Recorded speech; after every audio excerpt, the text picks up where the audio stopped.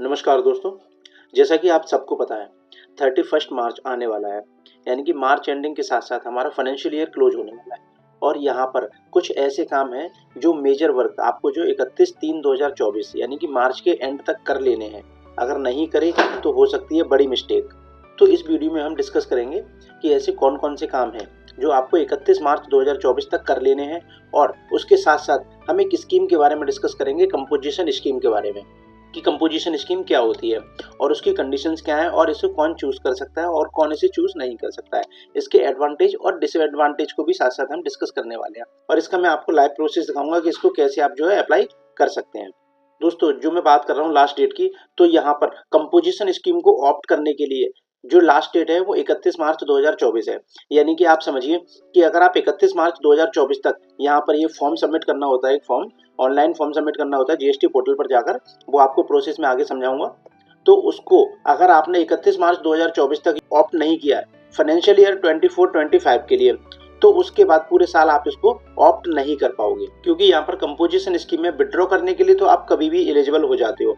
जैसे कि आपका जो टर्नओवर एक स्पेसिफाइड लिमिट जो दी गई है 1.5 करोड़ की, तो उसके बाद जैसे ही वो आपकी लिमिट क्रॉस होती है तो आप उससे विड्रॉ तो कभी भी कर पाते हो, लेकिन आप उसको ऑप्ट नहीं कर पाओगे। उसके लिए आप ऑप्ट नहीं कर पाओगे अगर आपकी टर्नओवर 1.5 करोड़ से कम है या आप कंपोजिशन स्कीम के बेनिफिट्स को चाहते हैं और कंपोजिशन स्कीम में जाना चाहते हैं। तो ये आपके पास लास्ट मौका होता है कि मार्च का, यानी कि मार्च खत्म हो गया तो फिर आप इसको ऑप्ट नहीं कर पाओगे। इसको ऑप्ट करने के लिए 31 मार्च तक का टाइम है।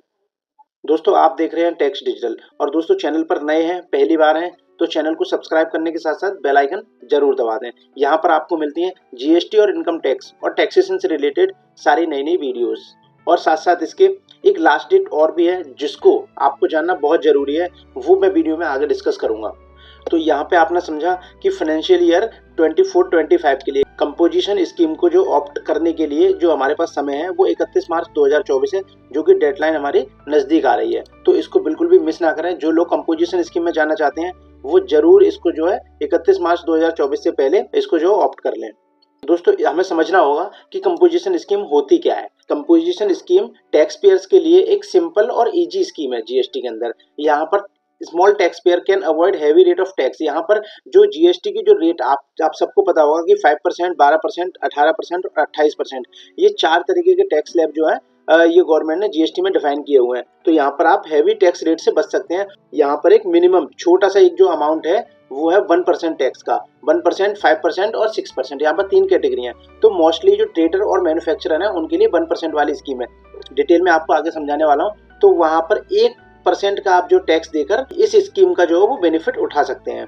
ये स्कीम उन लोगों के लिए है जिनकी टर्नओवर 1.5 करोड़ रुपए तक है। जिनकी टर्नओवर 1.5 करोड़ से ज्यादा है तो वो इस स्कीम का लाभ नहीं उठा पाते हैं, लेकिन इसके लिए भी कंडीशंस अप्लाइड है। किसी केस में 75 लाख भी है, तो वो भी हम आगे डिस्कस करेंगे। यहाँ पर आपने 3 चीजें समझ ली। कंपोजिशन स्कीम जीएसटी की ही एक स्कीम है। यहाँ पर क्या है, 2 स्कीम होती हैं, रेगुलर स्कीम और कंपोजिशन स्कीम। रेगुलर स्कीम जो नॉर्मल ज्यादातर जो बड़े व्यापारी हैं वो सब नॉर्मल स्कीम को ही लेते हैं, रेगुलर स्कीम जिसको बोलते हैं। और एक दूसरी कंपोजिशन स्कीम होती है जिसको छोटे व्यापारी लेते हैं, जिनकी टर्नओवर यहाँ पे मैंने बताया 1.5 करोड़ रुपए तक है। और यहाँ पर एक टैक्स का जो पेमेंट है वो 1% के हिसाब से टैक्स आपने जमा कराना होता है। अब बात करते हैं इसको कौन ऑप्ट कर सकता है, इसके लिए कौन एलिजिबल होता है। तो यहाँ पर देखिए, कोई भी पर्सन जीएसटी जो रजिस्ट्रेशन लेना चाहता है वो इस स्कीम को ऑप्ट कर सकता है। रजिस्ट्रेशन ले लिया है या लेना चाहता है तो वो इस स्कीम को ऑप्ट कर सकता है। यहाँ पर जब आप सेल करते हैं गुड्स का और सर्विस का विद इन स्टेट, यानी कि अगर आप इस स्कीम को लेते हैं तो आप स्टेट्स के बाहर कोई सेल नहीं कर पाएंगे, आपको विद इन स्टेट ही पूरा वर्क करना होगा। और यहाँ पर आपके लास्ट ईयर का टर्नओवर, या अगर आप स्टार्टिंग कर रहे हैं तो आप ले सकते हैं। अगर आप पहले से आपका बिजनेस है और आप पहले से बिजनेस रन कर रहे हैं तो यहाँ पर आपके लिए 1.5 करोड़ रुपए की जो है वो लिमिट है। स्पेशल कैटेगरी वाले केस में यहाँ पर 75 लाख की लिमिट है। तो यहाँ पर ऑप्ट इन कौन कौन कर सकता है, आपने समझ लिया। कोई भी पर्सन, या तो उसने रजिस्ट्रेशन लिया हुआ है या वो रजिस्ट्रेशन लेना चाहता है। और यहाँ पर रजिस्ट्रेशन लेने के लिए जो आप अगर विद इन स्टेट, अगर आप सेम स्टेट में, जैसे कि अगर आप दिल्ली में है तो दिल्ली में ही आप सेल कर पाएंगे, यूपी में है तो यूपी में ही सेल या सर्विस का अपने जो प्रोवाइड कर पाएंगे। उसके बाद आप दूसरे स्टेट्स में आप अपनी सर्विस या गुड्स को सेल नहीं कर पाएंगे। और तीसरा मैंने यहाँ पे बताया आपको कि टर्नओवर आपकी 1.5 करोड़ रुपए तक होनी चाहिए। अब समझिए कौन इसको ऑप्ट इन नहीं कर सकता है। यदि आप इंटर स्टेट सप्लाई में इन्वॉल्व हैं, यानी कि अगर आप दूसरे स्टेट में सप्लाई करना चाहते हैं तो आप इसको ऑप्ट नहीं कर सकते हो। Supply through e commerce operator, यानी कि अगर आप ऑनलाइन प्लेटफॉर्म जैसे कि फ्लिपकार्ट, मीशो, अमेजॉन, अगर उनके थ्रू आप सेल करना चाहते हैं तो वहां पर ये कंपोजिशन स्कीम वाले रजिस्टर्ड व्यापारियों को ये अपने यहाँ रजिस्टर नहीं करते हैं, तो वहां पर आप ये सेल नहीं कर पाओगे, क्योंकि ई कॉमर्स ऑपरेटर से सारे ही ऑल इंडिया जो है आपके प्रोडक्ट को सेल किया जाता है। और वो व्यक्ति यहाँ पर इस स्कीम का लाभ नहीं उठा सकते हैं जो ऐसी गुड्स को सेल करते हैं, ऐसी गुड्स की सप्लाई करते हैं जो जीएसटी में कवर नहीं है, जैसे कि आपका एल्कोहल हो गया और आपका पेट्रोलियम से रिलेटेड, पेट्रोल से रिलेटेड अपना जो वर्क हो गया फ्यूल, तो वो सब इस स्कीम का लाभ नहीं उठा सकते। और भी बहुत सारी है। कैजुअल टैक्सेबल पर्सन की अगर हम बात करें तो वो इस स्कीम का लाभ नहीं उठा सकते हैं, और एक साथ साथ नॉन रेजिडेंस टैक्सेबल पर्सन वो भी इस स्कीम का लाभ नहीं उठा सकते हैं। तो यहाँ पर ये 4 पॉइंट मैंने यहाँ पर कवर कर दिए जो मेजर पॉइंट थे। अब बात करते हैं दोस्तों इसकी कंडीशंस क्या है। तो देखिए ये क्या है, सेक्शन 10 सीजीएसटी एक्ट का जो सेक्शन 10 है वो बात करता है कंपोजिशन लेवी यानी कि कंपोजिशन स्कीम की। सेक्शन 10 यहाँ पर बात करता है। और ये देखिए इसकी जो कैटेगरी में यहाँ पर 2 कैटेगरी को डिफाइन किया गया है। नॉर्मल कैटेगरी है एक, जिनके लिए 1.5 करोड़ रुपए की जो टर्नओवर की लिमिट रखी गई है। एक यहाँ पर स्पेशल कैटेगरी के स्टेट्स की बात की गई है। स्पेशल कैटेगरी के स्टेट्स में यहाँ पर 75 लाख की जो वो लिमिट रखी गई है। और स्पेशल कैटेगरी में कौन कौन से स्टेट्स आते हैं ये समझ लीजिए। यहाँ पर अरुणाचल प्रदेश, मणिपुर, मेघालय, आसाम, मिजोरम, नागालैंड, सिक्किम, त्रिपुरा, हिमाचल प्रदेश, ये जो स्टेट्स आपके दिख रहे हैं स्क्रीन पर, इन स्टेट्स को छोड़कर बाकी सबके लिए ये लिमिट जो 1.5 करोड़ रुपए है, और इन स्टेट्स के लिए ये लिमिट 75 लाख है। यहाँ पर टैक्स रेट की अगर हम बात करें तो मैन्युफैक्चरर और ट्रेडर के लिए ये 1% का टैक्स लगता है, जिसमें 0.5 सीजीएसटी और 0.5 एसजीएसटी रहता है। क्योंकि मैंने आपको अभी बताया था कि ये विद इन स्टेट यानी कि स्टेट के अंदर ही आप सप्लाई करते हैं, तो वहाँ पर सीजीएसटी और एसजीएसटी आपका जो है वो चार्ज होता है। तो यहाँ पर टैक्स रेट आपका 1% हो गया, यानी कि 0.5% सीजीएसटी और 0.5% एसजीएसटी। यही अगर हम बात करें तो रेस्टोरेंट की केस में ये 5% होता है।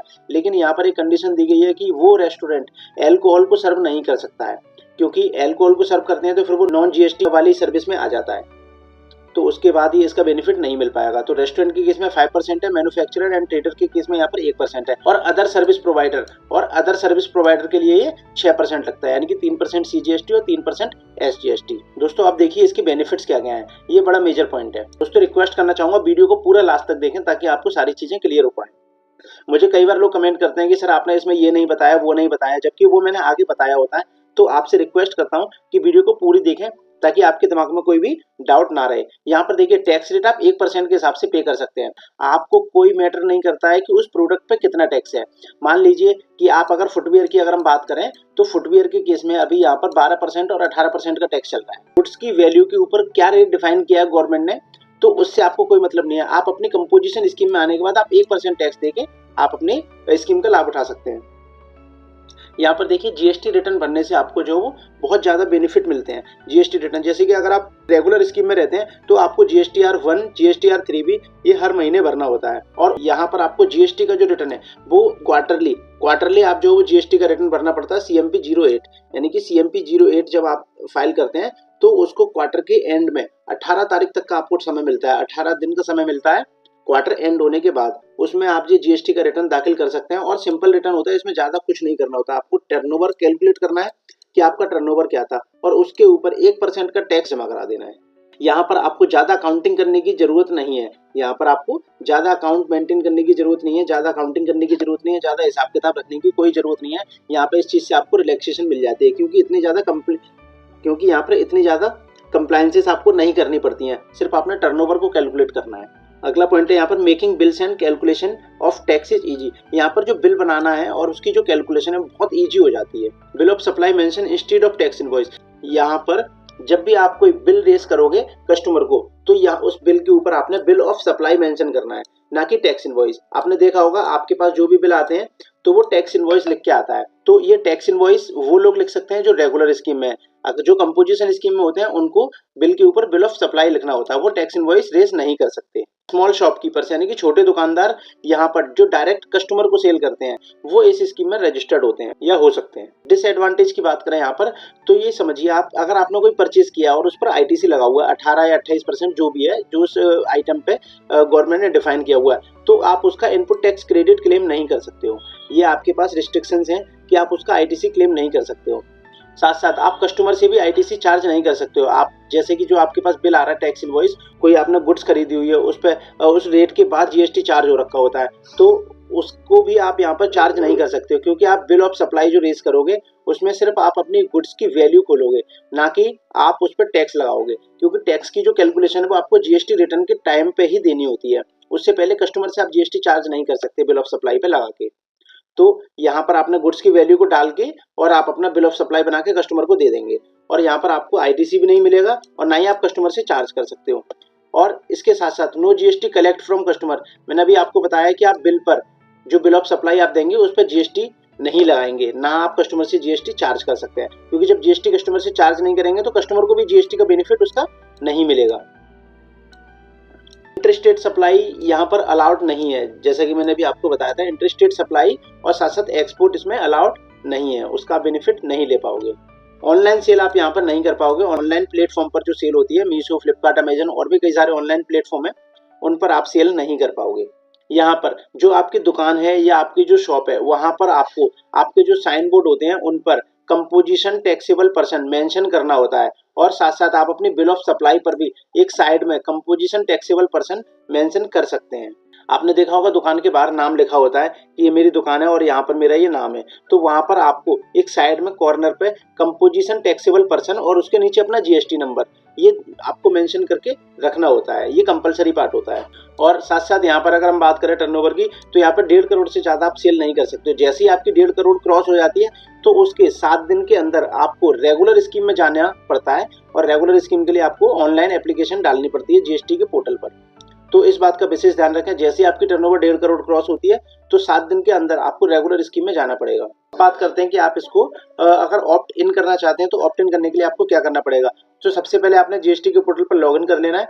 सर्विस टैब पर जाकर आपको यहाँ पर मिलता है application to opt for composition levy, यहाँ पर ऑप्ट करने का भी ऑप्शन मिलता है और यहाँ पर विड्रॉ करने का भी ऑप्शन मिलता है। तो आप यहाँ पर ऑप्ट यहाँ पर कर सकते हैं। तो जैसे आप यहाँ पर क्लिक करेंगे तो आपके सामने कुछ इस तरीके का पेज दिखाई देगा। तो यहाँ पर देखिए, ये बड़ा ही इंपॉर्टेंट पॉइंट है। यहाँ पर जो कमोडिटी दी गई है इनमें से आप किसी का भी व्यापार करते हैं तो आपको लिए ये कंपोजिशन स्कीम जो वो ऑप्ट नहीं करने दिया जाएगा।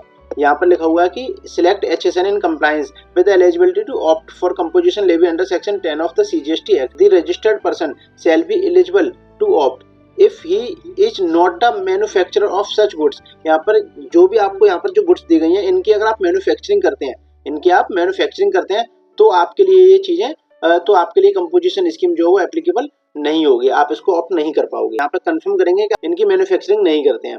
इसके बाद आगे बढ़ते हैं तो यहाँ पर कुछ इस तरीके का इंटरफेस आपको दिखाई देगा। यहाँ पर आपकी detail, GST number, legal name, trade name, और यहाँ पर आपका जो प्रिंसिपल प्लेस ऑफ बिजनेस है। और यहाँ पर ये देखिए financial year for which composition levy opted, किस साल के लिए आप जो है इसको ऑप्ट करना चाहते हैं। तो 24-25 यहाँ पर आ चुका है।